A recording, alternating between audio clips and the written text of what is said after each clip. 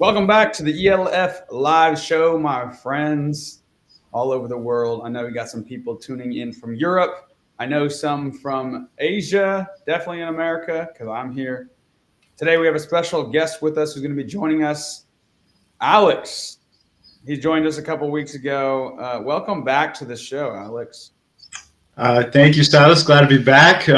Filling in for Nick here, and excited to talk about some ELF ball, some new signings, some rivalries. Get into the nitty gritty as the season approaches. Absolutely. Before we get started on today's show, we have a quick message from our boy Nauf. Hey everybody, Nick Alfieri, aka Nauf here. As you can see, I am in Venice, Italy. It's wet and rainy here, but I'm here to give you a quick announcement that I am not going to be hosting the show this week because I am here in Italy, but we've got a great co-host stepping in for this week to host with Silas and Nacita. Alex Malchow will be co-hosting this week. He knows everything about ELF football. He's going to do a great job, so he's still got a great show for you guys. Silas and Alex will take it away. Enjoy the show. My boy Nauf, back in his roots in Italy for the week. I'll tell you what, Alex, that video made me really look forward to the day when the ELF is so big that we have correspondents all over Europe and different places, and we can bring people on the show live who are in Paris, who are in Berlin, who are in Vienna, all interviewing teams and players all at the same time. What do you think about that? I would love that. I would love to interview, a Milano Seaman player while on a boat going down the canals in Venice or in front of the Eiffel Tower post game. So yeah, we'll keep our fingers crossed. Maybe we can pull something like that off next season. Yeah, I'm telling you, man. There's. I feel like there's even more potential for really cool football content in Europe than even in the States, because in the States you only have one language, one culture. Well, there's a lot of different cultures within the United States, but it's relatively the same in football across the board. But in Europe, it is totally different everywhere you go. And I think that's an element that Europe has on American football that I think could really make this sport in Europe a very unique, just like, what's the word? Entertainment, unique content, unique just overall experience for everybody. Absolutely. Yeah. Rick Steves Europe, the show where the guy travels around. We need to do, like a ELF version of that and go eat some tapas and watch the Bravos or baguettes and just engulf everybody, show everybody, American football in Europe and dabble in the culture, I mean, imagine like a super package that you could buy that's like you hit one game in every country. You catch every home game of the season. Like every single team, you catch at least one home game, and it's like a those maps where you can like travel all around, and it's just like, all right, here's the scheduled out days. If you want to hit every home game, you can do it by doing this, and it's like the ultimate travel football dream. We got it. ELF cruise. We got to set it up. Yeah. Yeah, dude. I mean, I don't know how it would work with like Germany, France, and Austria. You'd have to like maybe like a Rhine River cruise. That would be awesome. There we go. Folks, we just want to real quick what we have before. I want Alex to introduce himself a little bit. I just want to give you a couple, just a breakdown of what we're going to be doing today. There's got another stadium announcement. Obviously, we're going to do that for the next 40 years, clearly. Got some really great signings that we want to tell you about, some big games that we're going to be checking out, some sleeper picks that we think are players that are going to be some pretty good ball players this year. And then we got a couple really good interviews for you. But before we get started, Alex, could you just introduce yourself a little bit and tell us briefly about your connection to football in Europe? Absolutely. I was lucky enough. I got to play as an import in Europe for a few seasons. I played in Finland. I played in the south of France, and then I played 2 seasons in Germany. Played against you, Silas, back in the day. Now, since then, I've been writing for American Football International and doing some podcasts and stuff like that, and just trying to stay involved in in the game over here, and obviously with the growth of the ELF, jumping on that and wanted to be a part of it. Wait, where did we play against each other? You were playing in Marburg in 2018, and I was on the Algoy Comet. So we had some GFL South battles. Okay. You were running around playing quarterback, doing everything. Yeah. Dang, those are good times, man. Out down at Hampton, that was such a long drive, and I remember it was always so humid down there. It's a great spot. I mean, you drive down and it's the Dairyland, right? So the smell hits you. You see the mountains in the back, and it rained almost every day in the summer, but amazing spot. It sounds like I described a bad spot, but it is really nice. Yeah. Cool, man. Well, let's jump right into it. Stadium announcement, Hamburg. The Hamburg Sea Devils are going to Lübeck. Lübeck Lohmühle. I think this is their last game of the season. This is going to be against the Prague Lions. No, this is not the last game of the season, but June 16th in Lübeck. That's a really cool graphic you got going there, Maxie. It looks like the world's ending. But, yeah, smaller stadium than their big ones, but still really nice, 17,000 seats, about an hour and a half drive or train from Hamburg. The cool part about I don't know. I mean, there's pros and cons of playing in stadiums that are quite a bit of ways away. But the pro is that every time I played in a different stadium that was a couple hours away, you got to see a lot more of the country, and that was something that I always really appreciated. But yeah, I'm not exactly sure why. It looks like the old stadium was too small for what's gonna for this stadium. They switched it for this game against the Prague Lions. Alex, what do you think about all the stadium moves this year? I love it. I mean, the Sea Devils are kind of the traveling show of North Germany this year. So I hope that they're an exciting team to watch. But traveling to Hanover, to Hamburg, obviously the home stadium, and to Bremen, and now Lübeck.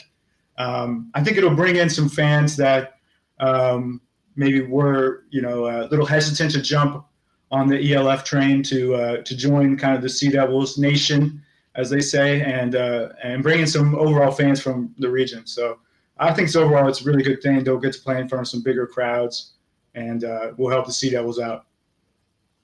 Yeah, I think so too. I mean, I think I can't imagine there being too many more stadium signings or announcements. I feel like we do like 5 stadium announcements every week, but we got to be getting close because there's only so many games. We'll see. I mean, now I guess Hamburg has all their games sorted out, and but I could see maybe Paris will play somewhere outside of France. I could see teams reaching out to other areas to bring in more fans. So I guess we'll stay tuned. Yeah, and keep up these graphics. Somebody in the comments said fire graphics, Maxie. Shout out to Maxie. Let's move on though, man. Let's move on to our signing center. Let's you can go ahead and introduce the first signing we got this week. All right. First up for the Stuttgart Surge, Chris Malomba, defensive lineman from Finland. Shout out to the Nordic countries there. Malomba last played in the Canadian Football League the past 2 seasons. He's played at Colorado. And like we said, Finnish citizen, started playing football for the Helsinki Roosters. And now he joins Jordan Newman and the Surge. Another talented signing. What do you think of what the Surge are putting together, Silas? Dangerous, man. The Surge are dangerous. I'm telling you, with Jordan Newman, what he did in Schwäbisch he was notorious for just recruiting. He recruited all the best local talent. I remember talking to him one time, and his whole game plan was recruit locals first. You should have every the best players that you could possibly get around, and then he goes to Europeans, like the best Europeans he can get around, because Americans, you can get a pretty solid American pretty easily. There's a huge supply of Americans. There isn't a huge supply of really good European E-tags, nor homegrowns in your area. And so my first thought with this guy, Chris, obviously has a lot of great experience. He was a 2-time player of the year in Finland. So he's a stud.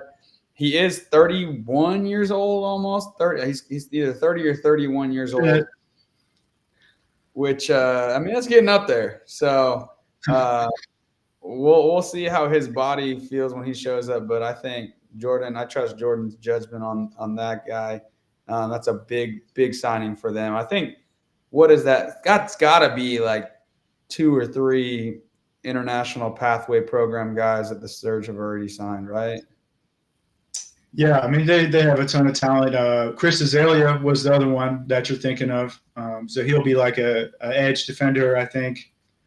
So we got 2, real, North American pro football players coming at you on the same front 7. That's dominant.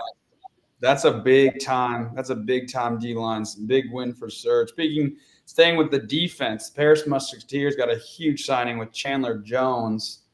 This guy played at Louisville. He played with the Tennessee Titans. He was an All-American high school player, preseason top 25 defensive back in 21 and 22 in the college football season, defensive captain for like 3-4 years at Louisville. This guy he's an absolute athlete, and with what we've already seen in the backfield with Paris, this is gonna be a really loaded Paris defense. Yeah, one thing I like about him, I was just reading up on him before the show. He played all 5 positions in the defensive backfield for Louisville. So nickel, outside corner, safety. So this guy has versatility. He did some punt returning, like you said, and he's at first I thought of Chandler Jones. I was thinking of John Bon Jones or the defensive end. We'll see if he can pack a punch, as they say, and bring some power to Paris.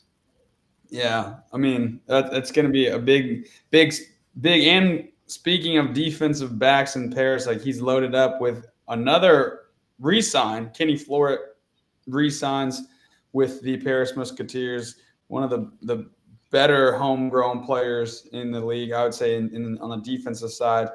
Although I feel like he just went viral for the wrong reasons recently. Do we have that video here of Tyreek Hill? We do have a video of Tyreek Hill just absolutely leaving my boy Kenny in the dust. Oh, man. First one is the worst. Here's the deal, though.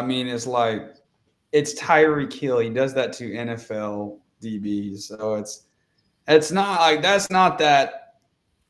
It's not big. It's not even that much of a roast. It's like, okay, Tyreek Hill burned you. Cool. That's like, oh, Tom Brady threw a pass right over you as a DB. He threw it right over you. It's like, I don't feel like that's much of a roast. Yeah, exactly. Here we have him laying the wood. This is what he could do on the field with some pads, I guess.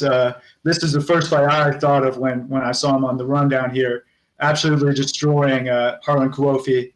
So we know what Floret can do on defense, and that's separate man from ball as he does on that. Yeah, absolutely. He's a great player, and he's got a even better DB to work alongside in Chandler Jones. That's going to be. I'm sure he's going to him and Chandler Jones are going and Maceo Beard. Those 3, man, they're going to do some. They're going to cause some headaches for some quarterbacks in this league. But yeah. I want to see Maceo Beard Tyreek Hill matchup. I'm sure that's on Twitter somewhere. That I'm not gonna lie, that would be ugly because Mace is a really good player, but one-on-one speed against Tyreek Hill, Mace isn't the fastest guy. I think he's one of the smartest, most I would say smartest, most he's sneaky athletic, but I wouldn't say he's super fast. So covering Tyreek Hill one-on-one would probably be well. Again, it's Tyreek Hill. I wouldn't want to cover Tyreek Hill one-on-one at all. It's just like worst case scenario. But anyway, those are our signings for the week. There's three short. It's short, but three big ones. 2 for Paris, 1 for Stuttgart, and we'll move on. Top games to watch in 2024. What are you most excited about, Alex? Yeah, let's stick with Paris, right? Building on year one, going into year two. Maybe they got some tricks from Tyreek Hill, like we saw. Can they kind of take the next step into being contenders? And I think Frankfurt is in a similar position. Obviously, they were a little better last year, but they've gone through a big rebuild. So with new quarterback and a lot of new pieces. So I'm really excited to see these two teams play. Paris, Frankfurt, week 2 in Frankfurt. Just two really talented teams. What do you like about this matchup, Silas? I just want to see what Paris can do. Like they have been loading up, and I think we'll see pretty early on whether or not they're going to be the real deal or not. Like I think historically in the European League of Football, teams tend to be at their best like earlier in the season because injuries happen a lot, and that's one thing that's lacking right now is just athlete recovery, rehab, and so injuries happen towards the first few games, and so you're really kind of seeing the best of people early on, and as far as talent goes. Now, of course, the team becomes more together throughout the season, but I really just want to see what is Paris like. All these dudes that they're signing that are really talented, are they going to be able to come together and play together? And I'm also excited to see how Luke and Malchow reunite and see how if they can really connect. That's gonna be everybody's gonna be looking at that. My hypothesis is that Paris really locks them down. They got a lot of good DBs back there, and they're gonna be all keying Malchow, and so that's my take for this game for sure. Yeah, let's move on to the next one then. Another week 2 matchup.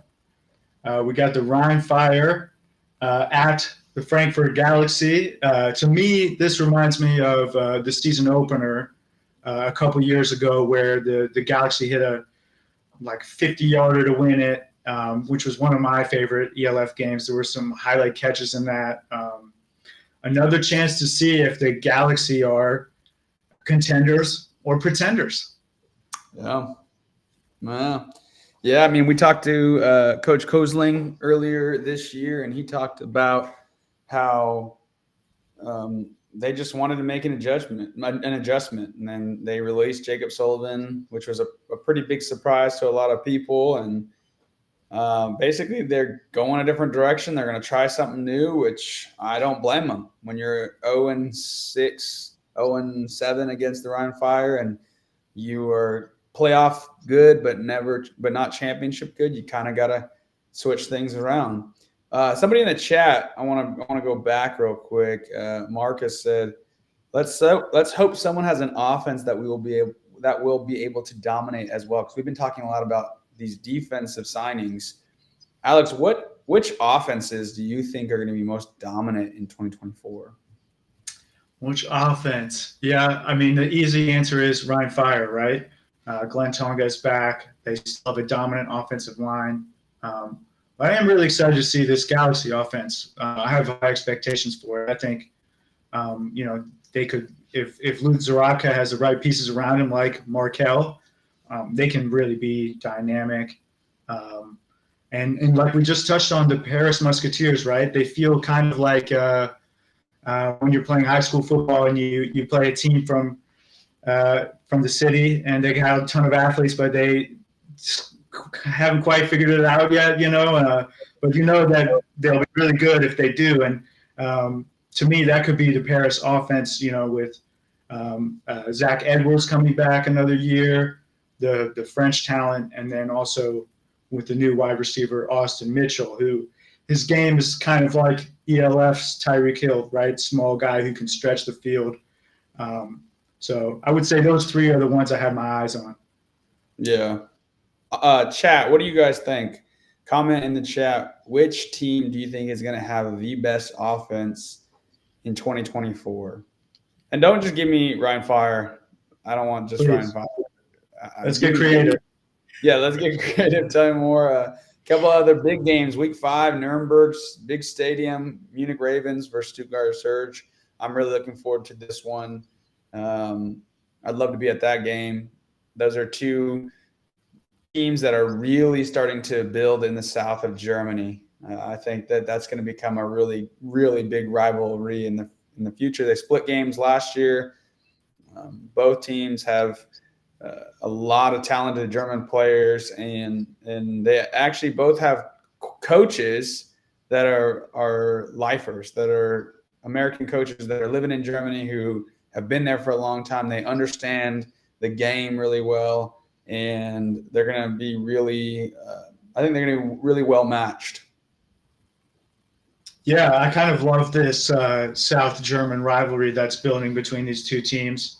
Joe Thomas, there's a little star power, right? We talked about a couple weeks ago. And then Chad, I mean, coming into the ELF last year from the Austrian League with Sean Sheldon, they seem like a great duo.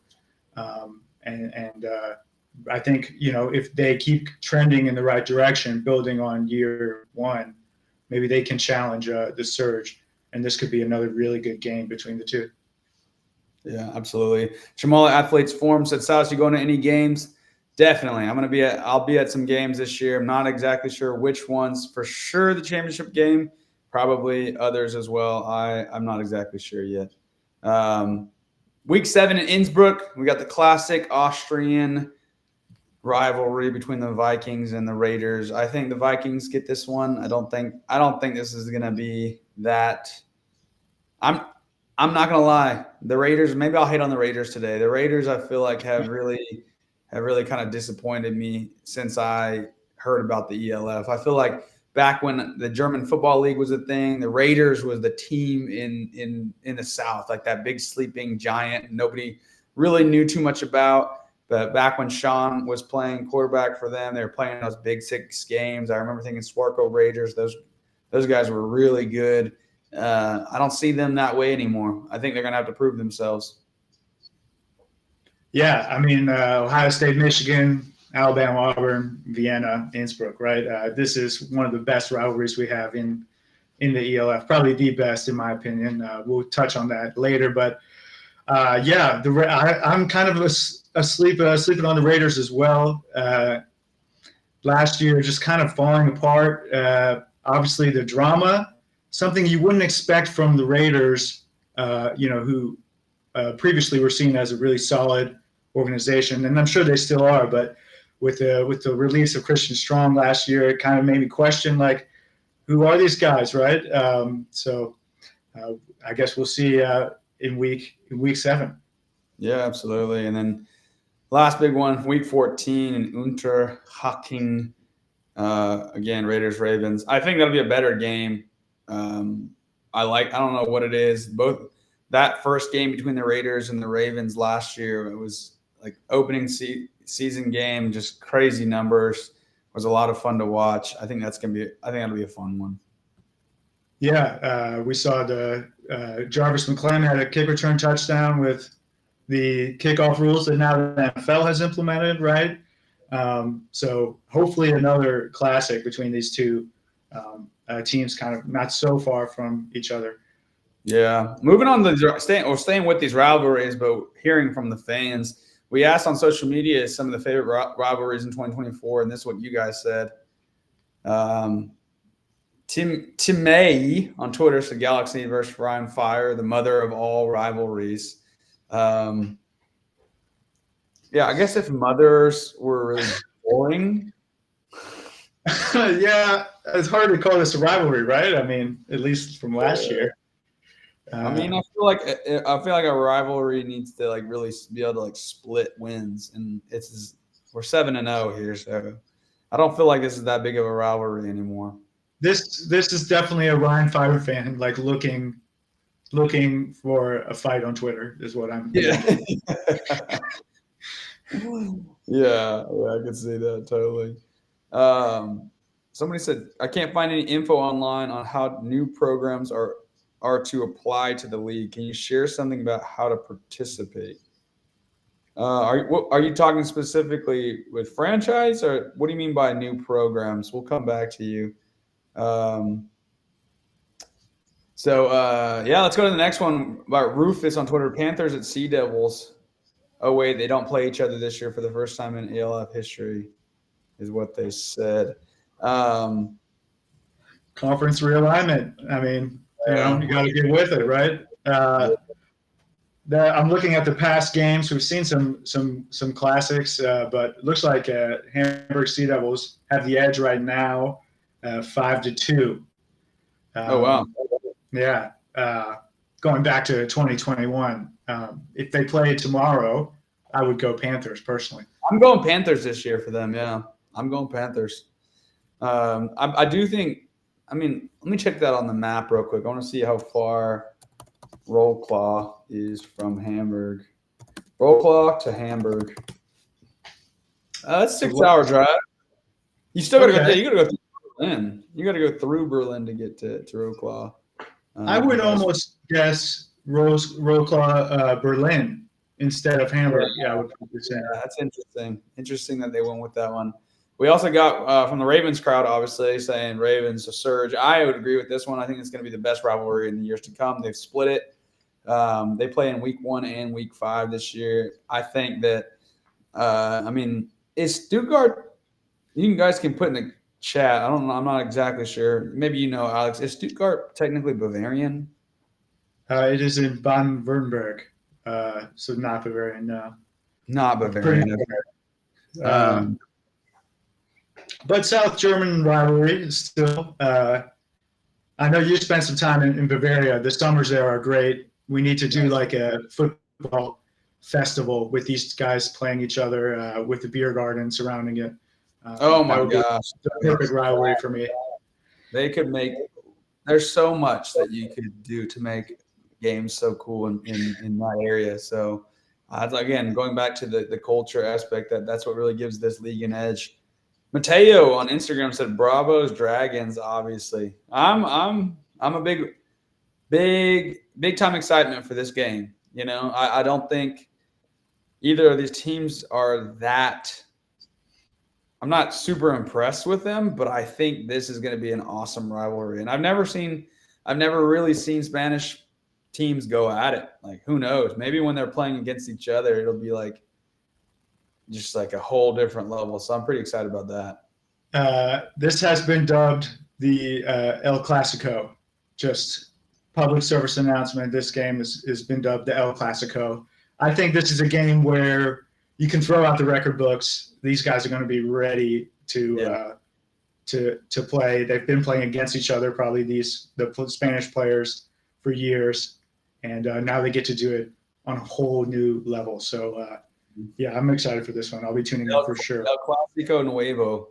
It's got to be the new class. I like it.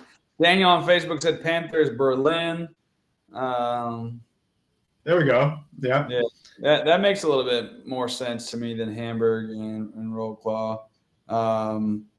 They're split 3-3 as well. So yeah, I mean it's pretty even matchup there. And then finally, Janos hits us with the toilet bowl and Throners versus the Lions. They're gonna be rivalry for that one win, and yes, we're excited about. Who's the guards rival, Silas? I like the Enthroners now. Now that Roby's over there, I got to give my boy Roby credit. I think the Enthroners are going to get both wins this year. I would go with Prague personally. I think maybe that new money and branding pays off. But who's the guards rival? I wanted to ask you your insight. The guards do not have a rival. Nobody. It's like how Switzerland's neutral. Nobody touches Switzerland.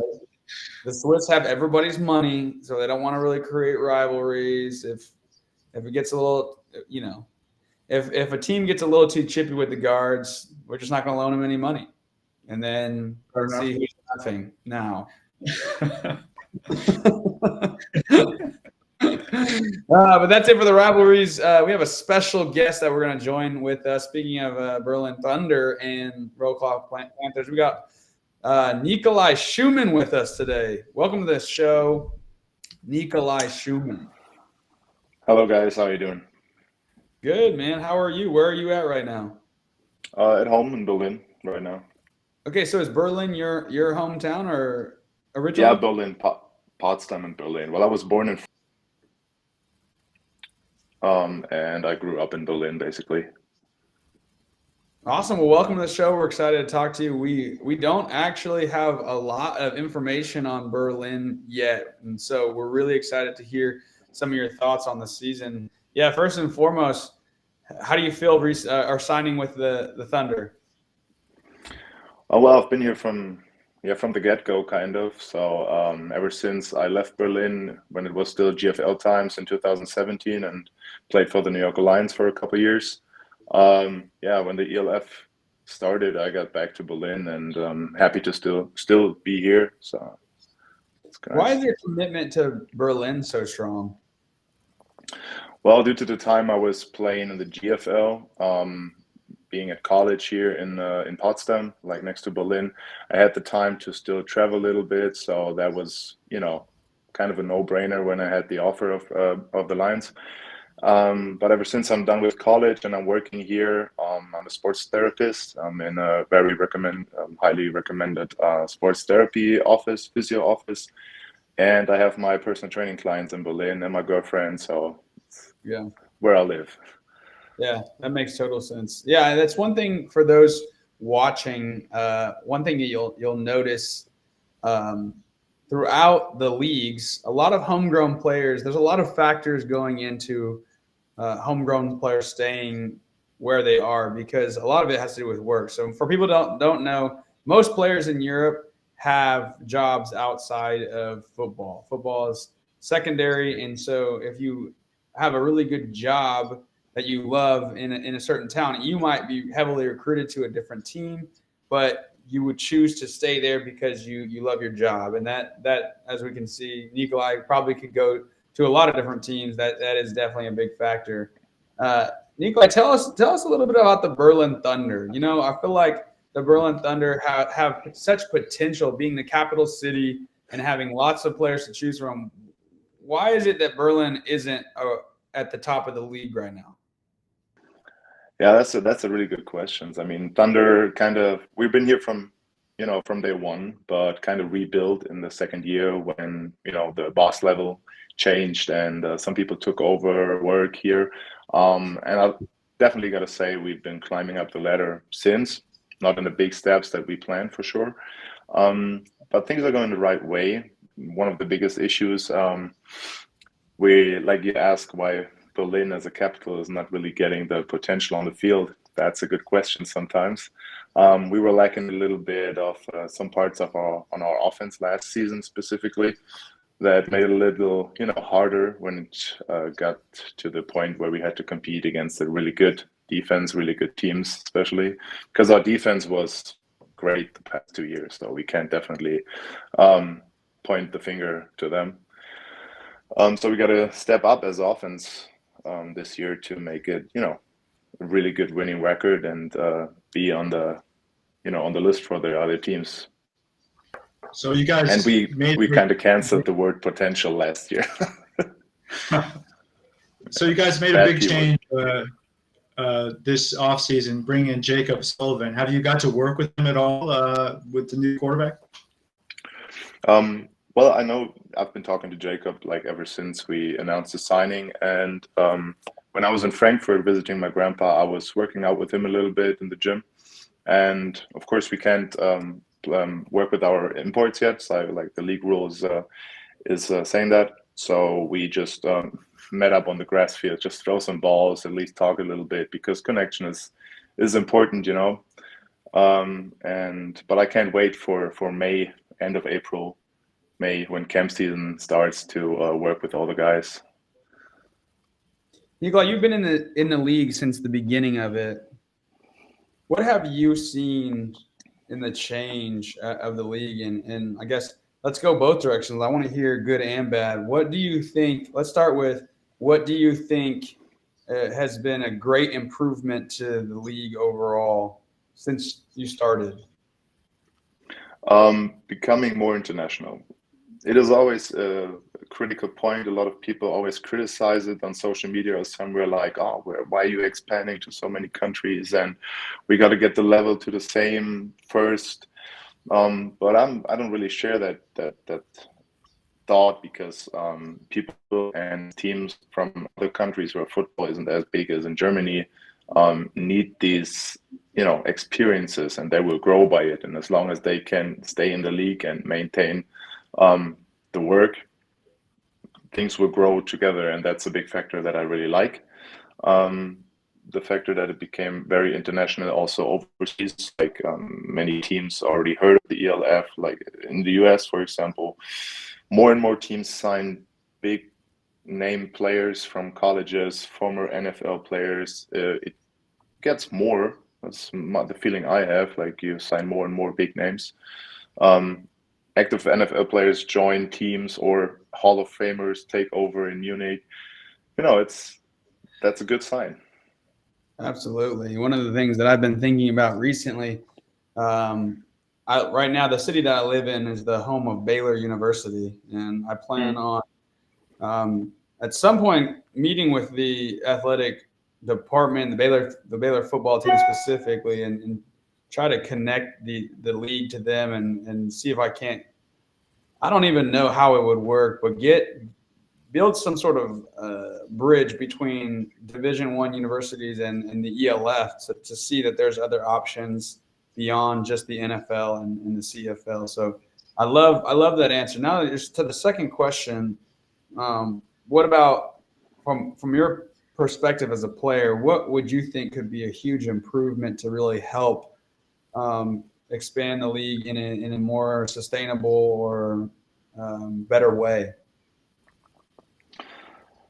Yeah, I mean, as a player, I try to keep a little distance from managing stuff, of course, because it's a lot of work. And but yeah, I don't really know what to say about that. I got to be honest, because it's a tough question. And yeah, good point. I think the factor that the Game Pass is also getting better and makes the league more available for the people in every country. I think a huge factor that might be a problem are the different streaming hosts in the different countries, maybe. Okay. So kind of get on the same page on that part, maybe. So yeah. Make it all. Bring it back to Berlin. We saw them bring back Kyle Kitchens, Aaron Jackson, Robin Wilczek. You're kind of maybe the OG of the Berlin Thunder. What's it like having the same group of guys coming back year after year, and how does that project into the next season? This is definitely the key factor for every team to stay or become successful, because when you grow as a team, you work out together. Also during the off season, when it comes to the homegrowns, you build something, and this is very necessary to get it going also on the field, because if you can't smell the guy next to you, kind of, it's hard to get along, and also your feelings might get into your way, and you shouldn't let that happen. But keeping a base is always key to success, I gotta say. And here and there, you gotta change up a couple of guys, and it's how you build a good team, in my opinion. What can we expect from the Berlin Thunder this year?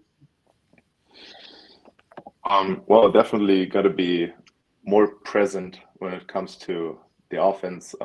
We definitely want to make we're going to use our weapons we have on offense. Passing wise, also establish a good run game, which has been a big factor for us the past 2 seasons, especially last season. That's why we got kind of easy to read in a couple situations. So that's got to be a key factor for us to be bringing a good, a wide, specific, how do you say that, variety of plays. Right. Yeah, that's great. Yeah. That's awesome. Well, Nikolai, we appreciate you coming onto the show and talking with us. Really excited to see pleasure. what the offense looks like. I know it's going to change a little bit with Jacob coming in, but I love your commitment to Berlin. I love your commitment to the growth of the league. So really appreciate you. Thank you very much. We met in Berlin already. It's like 7 years ago. 7 years ago? 2000. No, wait a second. Yeah, 2017. When you were at Frankfurt, we played in the Euro Bowl one game. Oh, yeah. I was with the Rebels. You were with the Rebels. Okay. You had a couple of really chippy American players. Yeah, that's true. Those guys, man, I just remember them I felt like they just wanted to hurt me. That's it. They didn't care about tackling me. They just wanted to hurt me. That's Berlin football, actually. Yeah, yeah, man. Well, good luck to you this season. We'll definitely see you again this year. Thank you very much. My pleasure. Yeah. Thanks for coming on, man. Good guy, man. I'll tell you what, Alex. So you played in Europe for 4 years, right? That's right. I just love homegrown players. There's very few homegrown players I've met that are really cocky, you know.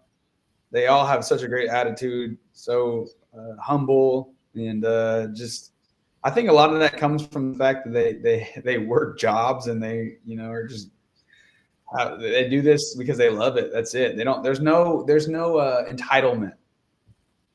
It's so pure. It's like the purest love for the game. Seeing these guys come from work straight to practice. Maybe they moved to the night shift so that they could come to the game on Saturday. What I wanted to ask him was, like, how do you balance this high level of football with real life, right? Because as an import, you get the luxury of, you design your day, you structure your life abroad, and these guys do not have that luxury, and they still make it work at a very high level. Yeah, I love it. Comments kind of roasting me right now, saying Silas played against everyone at this point, but he never can remember it. I'll give you a pass, like, for me, because I was an O-lineman and you were playing offense, so it's all not for me. You won't hear from me. Yeah, that's valid. I mean, I did go to a lot of different countries and played against a lot of different people, and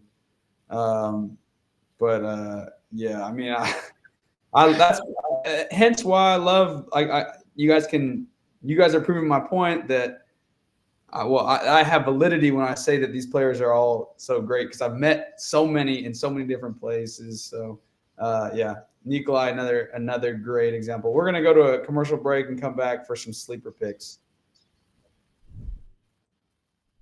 Sí, ¿vos de qué parte sos? Yo de aquí.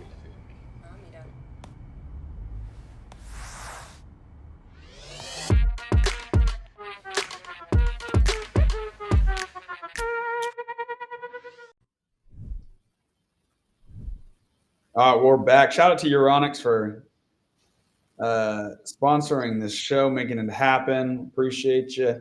Let's jump into some sleeper picks, man. Players this season that are going to make a big impact.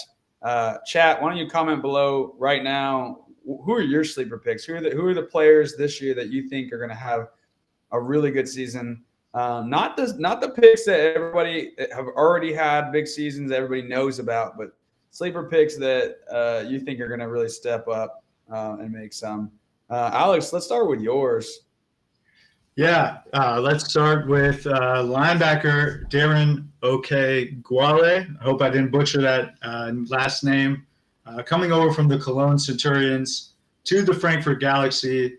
The guy was a tackling machine. I would watch the Cologne defense for Zachary Blair, and then I would keep seeing this guy pop up. So I think he's a really underrated outside linebacker that can rush the passer and kind of take away the flats from teams. So I got my eye on him in a physical Galaxy defense. Staying with the defense, man, this is a guy that I played against and with. I don't think a lot of people know him, but at this point, he's one of the veterans. I would say he's become a veteran. Just absolute great guy and player, Josh Poznansky, also with the Frankfurt Galaxy. I think Josh is just a really, really smart, reliable safety.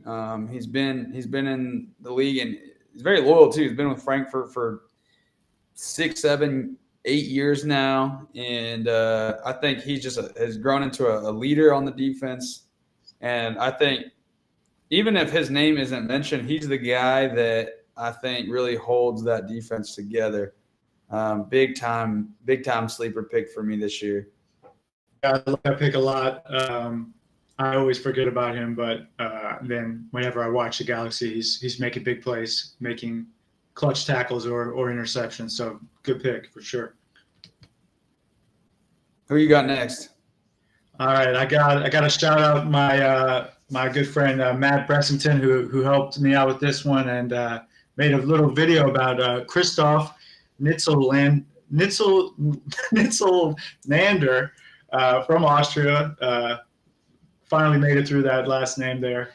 Young defensive back from Austria, from the Raiders, now comes to the Munich Ravens, so he gets to be a full-time football player like we talked about. And I think for a young guy coming to Munich where you'll have a good import like Darius Robinson to learn from, sky's the limit for this kid. Also a really, really, really difficult last name to pronounce. Tongue twister name of the year, Nitzel Schnitzel. So that should be his nickname. Who you got next, Silas? I'm going to switch the offense now. Wide receiver, my boy Theo Landstrom.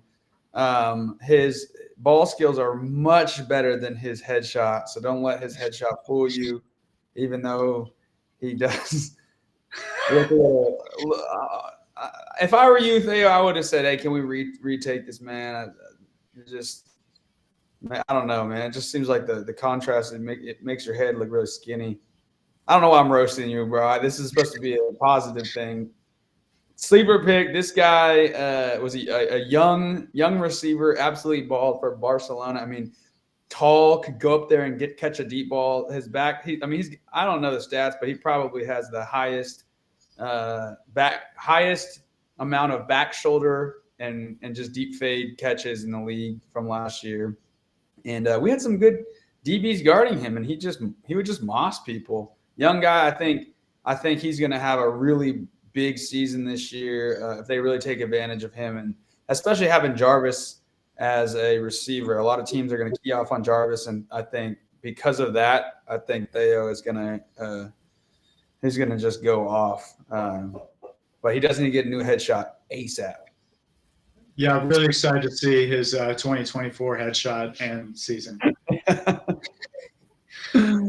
But I'll tell you what, though, Theo, we got you covered because Alex's next pick might have a headshot.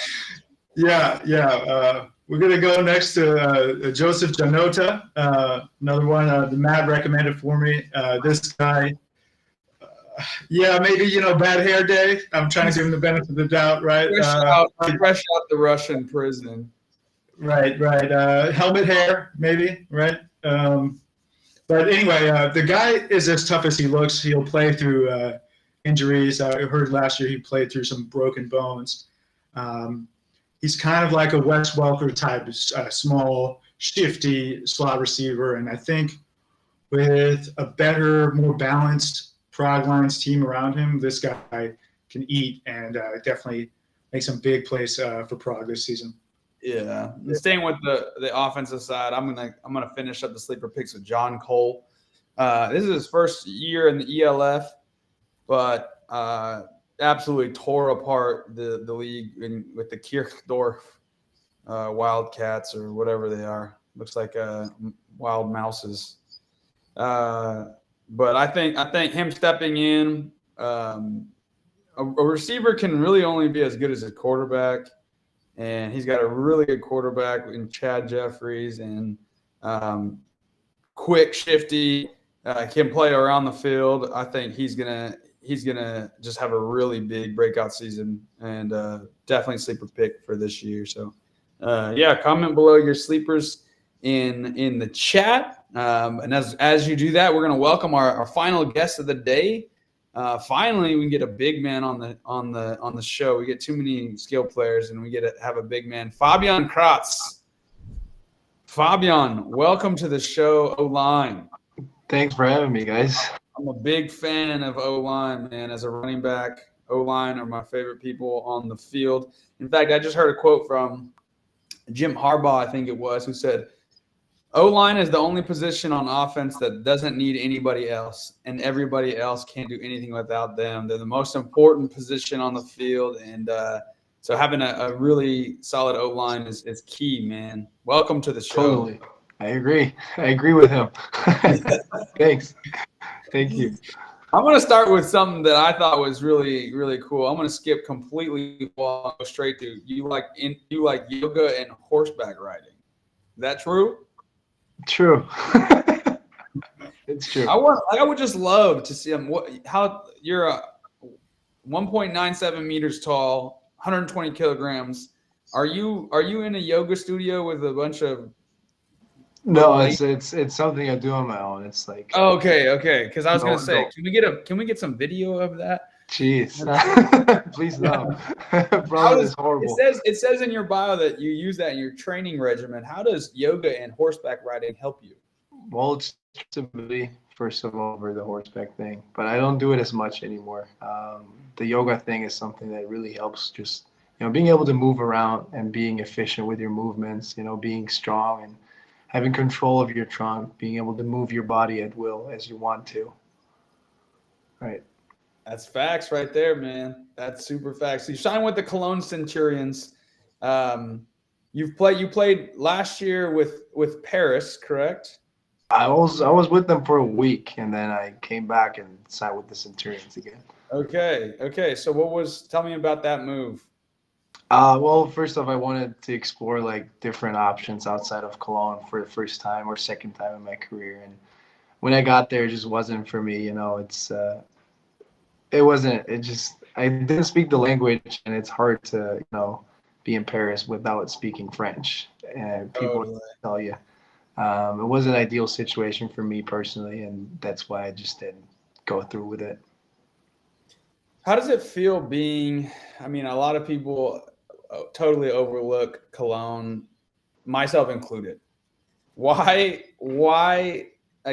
tell me how do you get the motivation? What is your mindset going in on this season? How do we be a successful team when team just right down the road has taken so many good players? There's the storyline of good Cologne players getting taken from the Rhine Fire. How do you stay focused on a goal when you have them right up the road? Well, for me personally, I'm a Cologne guy. I've always been a Cologne guy. I started playing at 10 years old with the Cologne Falcons, and I would never leave the city of Cologne ever again. That was a one-time mistake last year. I would never do it again. But I would stay focused. For me, it's a personal thing. I love the culture here. I love the people here. It's a great city, and for me, it's just something personal. I wanted to be successful in Cologne. That's why I coach youth football here. I want the city of Cologne to be recognized as a good football city, and I want it to be fundamentally sound starting from the youth, and I want to be part of it. Like, I want to build something. I don't want to be part of something that's already built, and that's why I get my motivation from is trying to be a leader with these guys. We brought in a bunch of guys that haven't been in the ELF yet on the offensive line, trying to be a leader, trying to be in the group of men, like you said, the offensive line is the most important unit on the field. And I think with Coach Stud, we acquired the right coach to really implement that mindset. We need to find a identity as a team. We need to finally settle down and win some of the tight games that we've lost. I think last year sometimes it was just getting over the hump. If you lose so many games, sometimes it's hard to get back to being successful, and that's what that's been the story for us the last two years. Honestly, we started off well year 2, started off semi well last year too against Paris. Could have won that game. If you start off 2-0, a season might look totally different. You start off 0-2, all of a sudden you're wondering, all right, are we really that good? Are we even any good? And I think that's just what it's going to take for us. Find a mentality, finally get back to what that year 1 mentality, run the fucking football, That's right. You were part of the offensive line that paved the way for Madre London's historic season back in the day. Now you have a new O-line coach you touched on, Coach Stud, former assistant at Ohio State. What's it like having his experience and his knowledge in the room?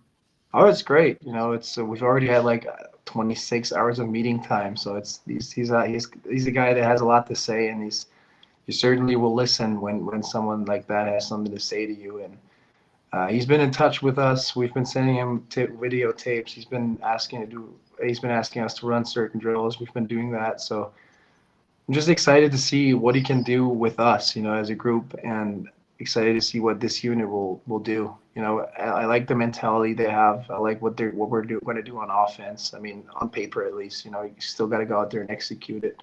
But I like what we want to do, and that's motivating. It's something to look forward to. Have you become sort of the player coach on the ground with the Centurions O-line, with Coach Stud being back in the States? Well, he's asked me to. I kind of try to be more like a leader that's just, Coach asked me to run those drills. Let's do those drills, guys. I'm not trying to be like that dick on the field or something. But we will coach each other. We will coach each other up. Like, we hold each other accountable because we want things done a certain way. And if you're not going to do it that way, well, we're going to tell you. We're going to let you know, because we want it done that way and do it that way. Other than that, if you don't do it, like, if everybody does what they want to do, it's not going to work, I mean, you must have been in the States for a little bit. I have been.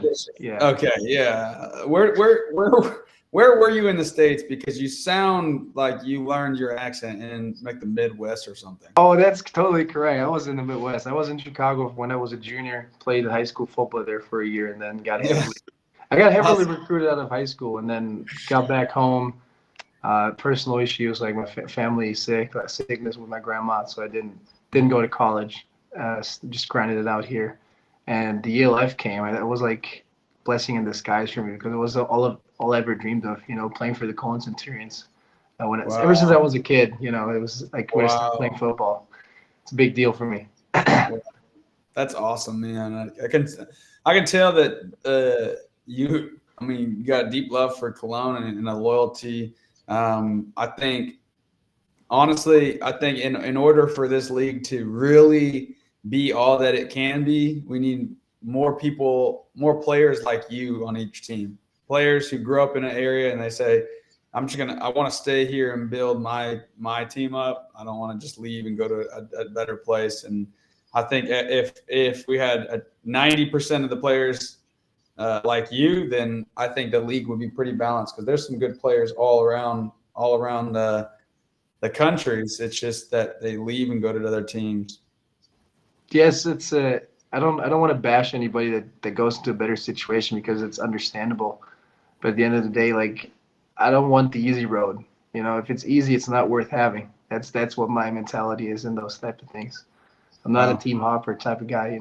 It's just that way. Well, I'm impressed, Fabian. You raised the status of the Cologne Centurions for me. Not much, but you did. A little bit. Yeah, we really appreciate you having you. You're an inspiration, man. I'm excited to meet you in Cologne one day, and I just hope more players will be just like you. Thank you. I appreciate you guys. Yeah, thanks for coming on the show. Thank you, guys.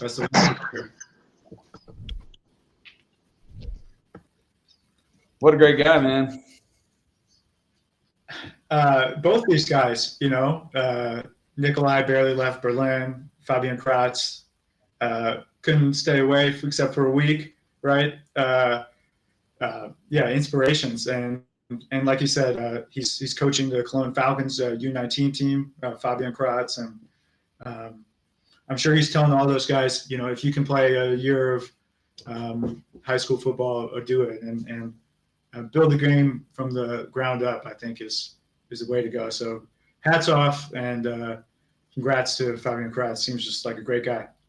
Yeah, awesome, great player. I mean, he was a 3-star recruit in high school, had 17 college offers, but decided to go back to Cologne. What an unbelievable guy. I'm a big fan of Fabian Crotz, one of my favorite players in the league, I think, after that interview, and just an inspiration. And it just goes to show what this league is. These players are all about in Europe, man. We were interviewing a coach not too long ago who had, I can't remember which one, but he was just talking about how, I think it was Jim Tomasula, this league is like what the leagues in the States were 30 years ago. And Brandon Noble, I think that's who it was. Anyway, it's just yet again another reminder of how pure American football in Europe is. Yeah, I can't wait to interview Fabian in front of the Koldner Dome on our ELF cruise and get to know even more about all the stuff he's doing behind the scenes. Absolutely, man. Well, to the chat, to the fans out there, appreciate everything that you guys are doing, even just being a part and getting in the chat and jumping into these live shows. It helps build the league. You guys are all ambassadors for this league, so keep carrying the sport of football where you are and pushing it, because we want to see this thing be as bigger than the NFL one day. And that's all for today, man. Alex, thanks so much for coming on the show. Replacing Nick. I don't even know where he's at.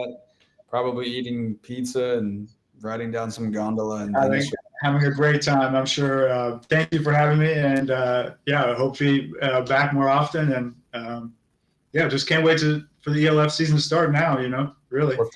58 days away, guys. 58 days away. And until then, we'll see you next week. Same time, same place. Peace.